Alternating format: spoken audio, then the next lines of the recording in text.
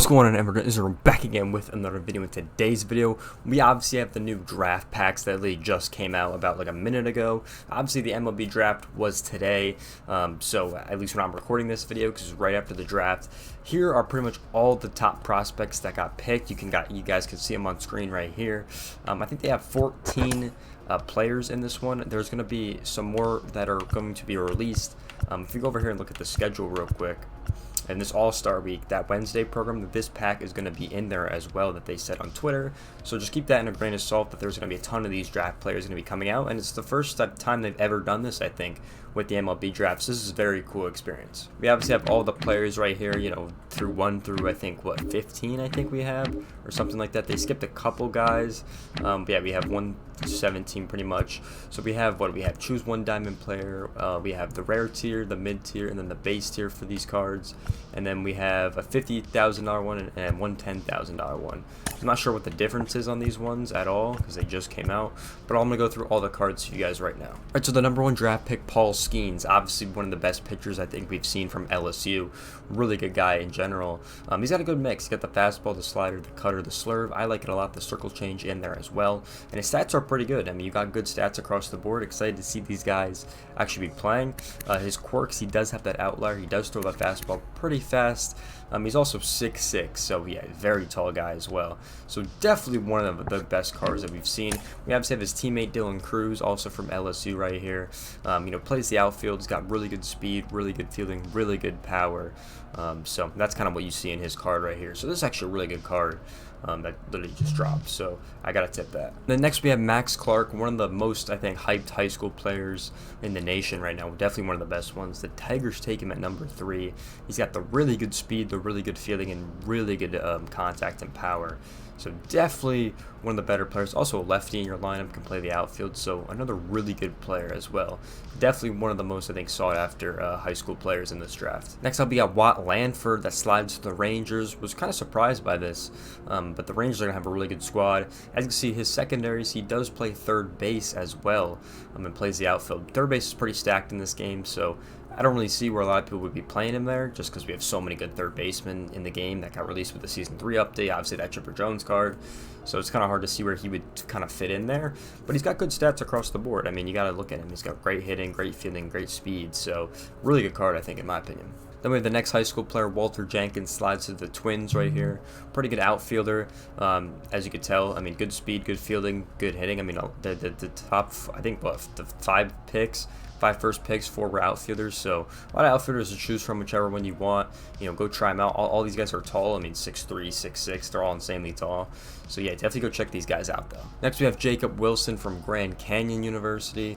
Had a really good season with that squad. It's got to be, man. He can play anywhere on the field, left, right, and pretty much all around the infield. So he slots to the A's right here. Obviously got great speed, great fielding, and he's got pretty good contact. He kind of reminds me of the Luis Arias card. Just not much power on this one, but 80 you can still hit some decent home runs. We've seen this with Jackie Robinson in the past. Next we have Reece Lowery. I'm pretty sure that's how you pronounce his name.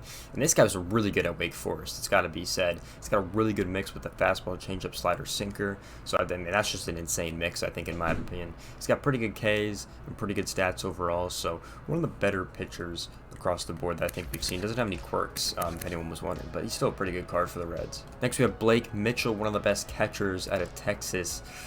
High school player, of course, slides in to the Royals. Good speed, good fielding, and pretty good stats overall for a catcher. Reminds me a lot of that Sam Huff card we got a couple years ago. I don't know if you guys remember that Future Stars card, but kind of reminds me of him a little bit, that the Rangers had. So definitely an interesting player. Next we got Chase Dolander from Tennessee. Obviously he pitched really well for Tennessee, and he gets a card right here. Fastball, slider, curveball, circle change, sinker. Really good card, I think. I don't think he has any quirks. No quirks on this card. But pretty decent across the board, I think. The hits per 9 are pretty good, and he's got pretty decent stats across the board. So not a terrible card for the Rockies, but, you know, it's okay. Next, we got Nobel Mayer at a high school from Oregon once again. You know, 6'5", an insane pitcher. I mean, this kid was really good for high school. He's got the 2 fastball, slider, circle change. Not the best mix in the world, but it's okay. I wouldn't particularly like to use this guy, just because the stats are okay and I'm not a big fan of the mix, and he doesn't really have any quirks either, so he's not the best one, but another Marlins card you guys can add to your rotation. Next we got Tommy Troy. This guy was really good when he played. I kind of forgot what school he played for, but he was a really good player. You know, especially throughout all the stats they show and everything like that. So can play pretty much the whole infield, also plays left and right, good speed, decent fielding, and pretty good hitting across the board. So pretty good card for the Arizona Diamondbacks, and a really good player as well. Next we got Kyle Teal from Virginia. I'm kind of surprised this guy flew down that low in the draft. We're going to talk about that in the draft video when we go over everything. But this kid's insane. Good catcher. Can also play the outfield, which he did in college, I'm pretty sure.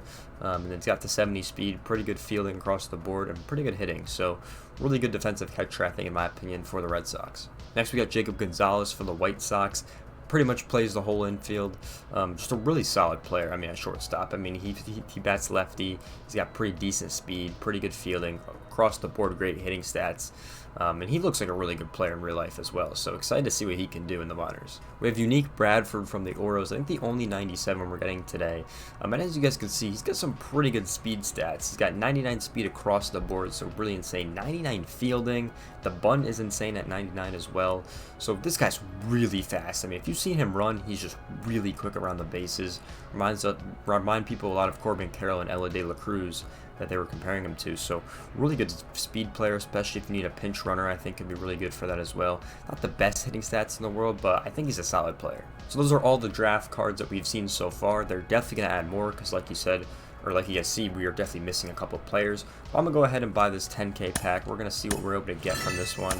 Not totally sure what I'm going to be expecting. I'd love to get a rare round, but we'll see what happens. We get the 97. So, okay, there were more 97s. I don't know why I did not notice that, to be honest. But, yeah, so we get the 97.